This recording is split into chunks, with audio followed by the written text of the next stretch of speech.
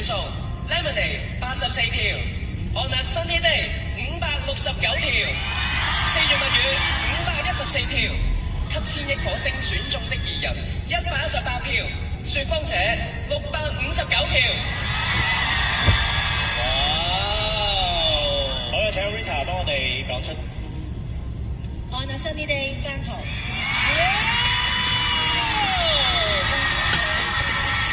繼續都係姜濤。